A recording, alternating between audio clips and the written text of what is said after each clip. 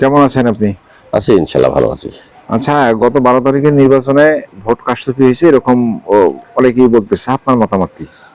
আমার জানা মতে কারচুপি এরকম ভাবে হয় নাই, কিছু হয়তো আপনার ভোট কেন্দ্রে একটু মারামারি হয়েছে, এ ধরনের কিছু। আর এ ধরনের কথা ফেসবুকে এখানে ওখানে পাওয়া যাচ্ছে, কিন্তু কতটা সত্যতা আমি এটা বুঝতেছি না।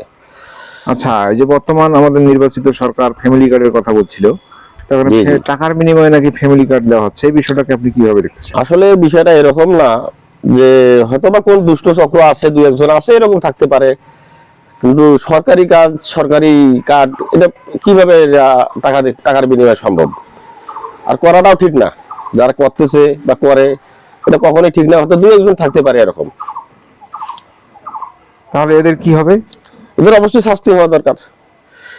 যারা এরকম করবে তারা দল থেকে বহিষ্কার করা দরকার, যে দলেই হোক।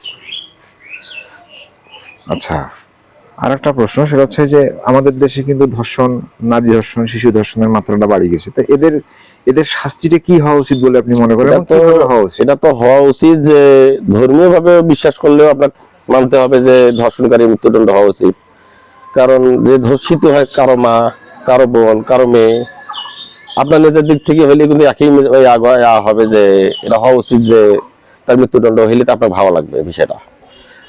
সেটা কি জনসম্মুখে নাকি? যদি জনসম্মুখে দেশে যদি আর আইন নাই, অবশ্যই সেটা আভ্যন্তরিক ভাবে দিলেও দেওয়া উচিত।